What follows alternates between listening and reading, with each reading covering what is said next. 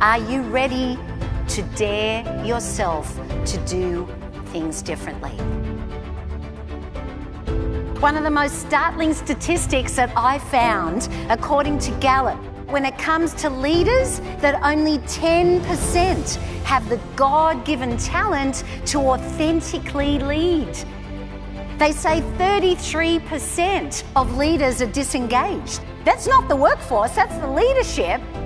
How can we be effective if we are disengaged?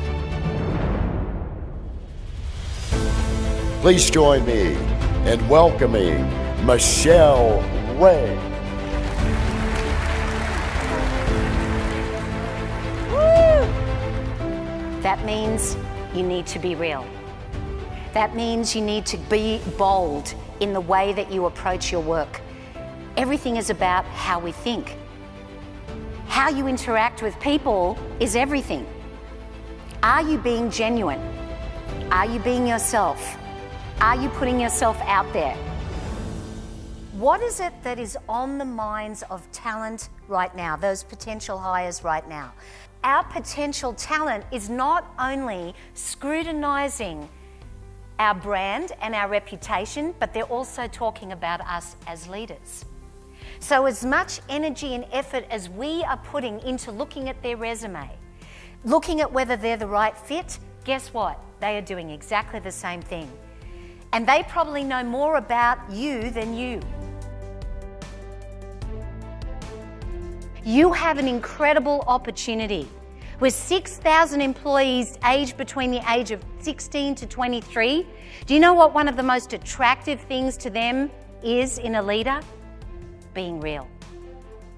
That's what they want. They don't want people who are phony, they want people who are real, they want people who understand them, they want people who can relate to them. In order to be outstanding leaders, we've got to be willing to risk. We've got to be willing to shake things up. We've got to be willing to get out of our comfort zone. If you think you might be sitting next to someone who is a little bit whiny or negative, this is your last chance to move. Intangibles are all about the energy that we experience that you can't put a price on. You feel it, you know it, and you want to be a part of it. Whether we're talking about culture, whether we're talking about diversity, generational age differences, it's really all about the same thing. We want to know that we matter.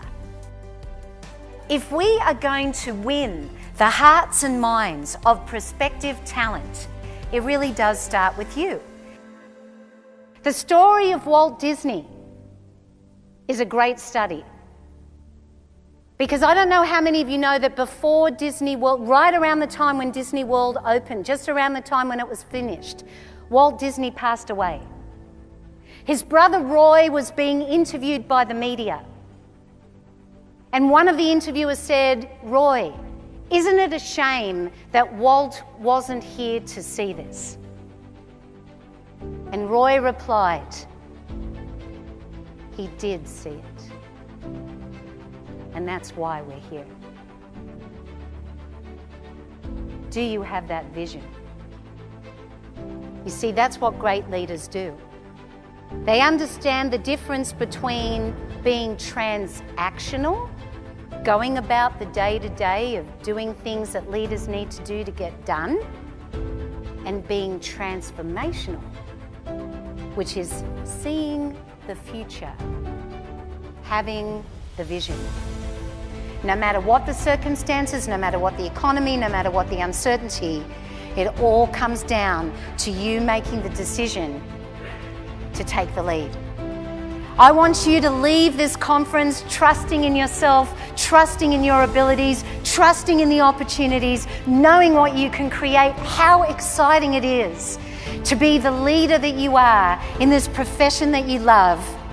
And so as I wrap up, I want to encourage all of you to enjoy the rest of the conference, to be in the moment and take the lead, because you and I, at every turn, we always have the opportunity to lead ourselves first.